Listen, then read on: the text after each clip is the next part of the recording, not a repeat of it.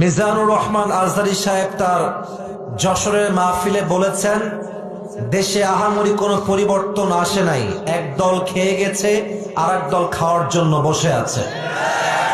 কে যেন আজহার নাকি মাজার একজন আছে, আগে ওরা খাইছে এখন এরা খেতেছে না, কি বলছে না? আপনারা বলেন উনি কি কথাটা ভুল বলেছেন না ঠিক বলেছেন? আপনারা বাঘের মতো আমাকে উত্তর দিবেন আওয়াজ করে। প্রিয় কলিজার টুকরা রংপুরের ভাইরা, আজহারী সাহেব কি কোন দলের নাম উল্লেখ করেছিলেন?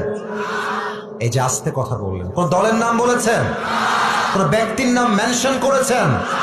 উনি জাস্ট বলেছেন এক দল খেয়ে গেছে আর এক দল খাওয়ার জন্য বসে আছে, এতেই কিছু লোকের গায়ে আগুন জ্বলে গেছে। আমরা কোন দলের নাম উল্লেখ করি না। আচ্ছা, মনে করেন যে আজহারী সাহেব কোন দলের নাম উল্লেখ করেই ফেলেছেন, কোন দলের নাম এক্স্যাক্টলি মেনশন করেছেন, তো আমাদের কি জনগণ হিসেবে বাক স্বাধীনতা নেই? বলেন সবাই, আছে না নাই? যদি আমাদের বাক স্বাধীনতা কেউ কাটতে চায়, তাদেরকে আওয়ামী লীগের ইতিহাস মনে রাখতে হবে। যুবক ভাইরা আমার, তো আমি দেখলাম একজন নেতা, তার নামটা আমি জাস্ট বলেই ফেলছি, ছোট্ট নাম বলছি, দুদু সাহেব। উনি বললেন কোথাকার কোন আজহারি মাঝহারি মিয়া, আজহারি কি মাঝহারি? এটা কি আপনাদের সস্তা মনে হয়? আজহারি এটা হচ্ছে বাংলাদেশের ব্র্যান্ডের নাম। যুবক ভাইরা আমার, আচ্ছা আপনি বলেন, এই যে একজন নেতা, দলের নেতা একজন আলেমকে বলছে আজহারি মাঝহারি কোথাকার কে, এটাই প্রমাণ যে সে মানুষটা শিক্ষিত হতে পারে না।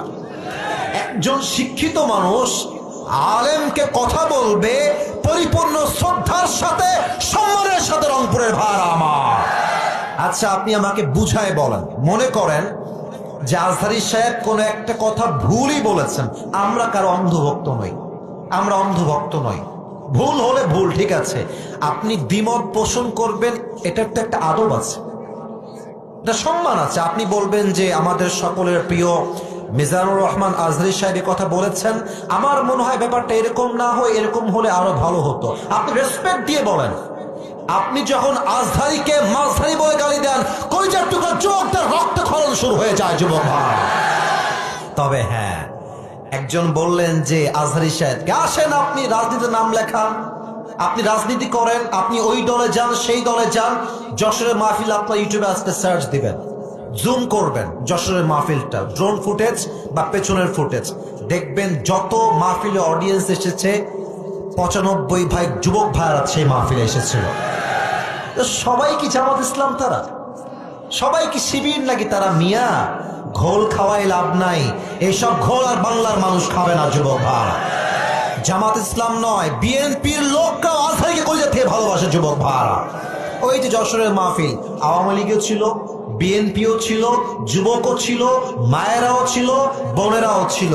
অতএব আমাদের ভালোবাসা দলের জন্য নয়, জামাতের জন্য নয়, কোন ব্যক্তির জন্য নয়, আমাদের ভালোবাসা একমাত্র কোরআনের ভালোবাসা, একমাত্র আল্লাহর জন্য ভালোবাসা। এটা আচ্ছা, যেই দলগুলো এভাবে আজহারীকে কটাক্ষ করছেন, এই যে 20 লাখ মানুষের সামনে কটাক্ষ করলেন, ওখানে কি সবাই আজহারীর ভক্ত না?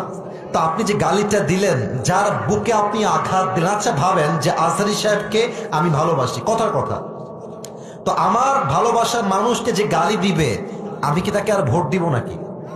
কথা বলেন, ভোট দিব নাকি? আপনি আমাকে সম্মান করবেন, আমার ভালোবাসার মানুষকে সম্মান করবেন, আপনাকে আমি স্যালুট জানাবো। যুবক ভাই, ঠিক কিনা বলে? মেহেরবানি করে দলাদলি করবেন না। স্বৈরাচার বিদায় নিয়েছে, ওই চ্যাপ্টার ক্লোজ। আগামীর দেশ হবে ইসলামের বাংলাদেশ, কোরআনের বাংলাদেশ। কেউ যদি রুখে দিতে চান, মনে রাখবেন ইসলামকে যারাই রুখতে এসেছে, কেউ রুখতে পারে নাই, তারা মাটির নিচে মিশে ধূলিসাৎ হয়ে মেচাকার হয়ে গিয়েছে। আল্লাহ প্রত্যেকটা মানুষকে কথাগুলো বোঝা এবং আমল করার তৌফিক দান করুক। পড়েন সবাই।